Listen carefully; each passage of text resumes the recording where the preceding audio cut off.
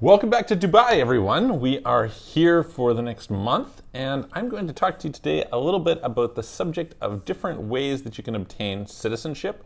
We obviously deal lots with citizenship by investment programs here, and if you guys are interested at all in the subjects of going international, so what is the right international living strategy for you, the best corporate strategy for you, how to reduce your taxes as low as legally possible, setting up asset protection, etc., from a strategy standpoint, as well as the implementation of it in terms of opening bank accounts, forming companies, getting residencies, getting citizenships, etc., etc. You can please reach out to us. You can book a call with me, clarity.fm/Michael Rosmer. There's a link in the description below, or you can check out our websites, offshorecitizen.net, offshorecapitalist.com. Well, let's talk about this. So I was having a conversation with a client the other day, somebody who had reached out and booked a call, and we were just going over kind of their citizenship options. So in that particular case, it was somebody from the US who was saying, hey, listen, I'm interested in getting a second citizenship, eventually possibly renouncing, etc. And so what are the options available to me? And of course, we talk here lots about citizenship by investment. So, there are a dozen or so programs that you can utilize, and we help people with all of those. But besides from that, there's some others. So we're going to go over kind of the 3 or 4 ways that you can get citizenship. Okay, so the first, of course, as I've already mentioned, is citizenship by investment. This is really not an investment, it's really a donation. Sometimes there's an investment component associated with it, but you're giving up a bunch of money. Basically, you're paying for citizenship, whether it's official or unofficial program, whether it's through exception or not, etc. That's generally the way that it goes. For some rare special athletes or scientists or something like that, okay, maybe they can get a citizenship by investment or by exception, otherwise, but that's not normally the case. Normally, even through exception, you're paying some money, okay? The second way that you can get citizenship is through naturalization. And for a lot of people, if you have the time, this is the most practical way. This is where you go and you live in a particular country for a particular period of time. And it usually ranges from 5 to 10 years, depending on the country. The reality, we have a video on the fastest citizenships you can get. So there are some you can get within 2 years. There's some that you can get within 3 years. Some of them have more onerous requirements in terms of how much time you spend there. Others have less requirements in terms of how much time you spend there. But the bottom line is, what you have to do is you have to get a residency permit. You have to live there for a period of time, have residency there for a period of time, and after that, you can qualify for citizenship. And I think this is especially useful for the people who actually want to live there. So for instance, I have a friend, he was from Ukraine and went and lived in Czech Republic. It's like 10 years to get a citizenship there. But for him, he was happy to live in Prague. That's where he wanted to live. He went to school there, then he enjoyed it, etc. For that person, it's perfect. For some other people, I think what's really useful is if you're not really sure, right?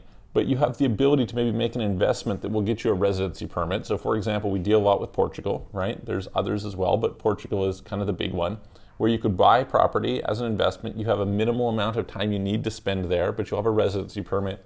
And at the end of 5 years, you can get permanent residency, and then you can qualify for citizenship.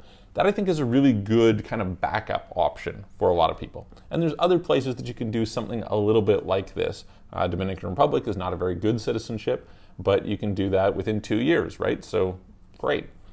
The third way that you can qualify for citizenship, aside from, okay, you've got investment, you've got naturalization, the third is by descent. And by descent is, for the people who qualify, really good. So I think it's one of the useful things. If I was in most people's shoes, the place that I would start by looking is there a way that you can get citizenship by descent? For people of European origin, that tends to be more common. For people, say, from various Asian countries, typically not an option, right? But as well as certain Latin American countries, you have access to, say, Spain.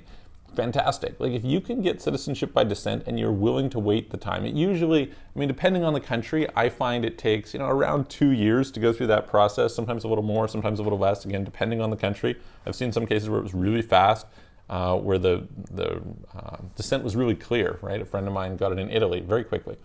So, but if you can do that, it's like a free asset. So I always suggest that people take it if they can. The last thing that you could do, which is, it kind of fits into the naturalization because in most cases it does require some of that, but is through marriage, right? So I mentioned in another video about Cape Verde, you can get instant citizenship through getting married to somebody there. There's a few other places where if you get married to somebody, it definitely expedites the process. Brazil's an example, Poland is an example, etc. So anyway, each of these is their own unique way. I think most of the time, if you're thinking about, if you're saying, hey, listen, I'd like a second citizenship, your immediate place you should start by looking is look at, hey, can I get citizenship by descent? Do I have either my parents or my grandparents that came from some other place, and maybe I can go through that path, right? If you can't do that, then it starts to become a question of, or if you have a shortage of time, then it's like, okay, well, maybe you want to go with citizenship by investment, or if you have the time, but your budget is lower, you can't afford as much money, well, then maybe looking at citizenship by naturalization.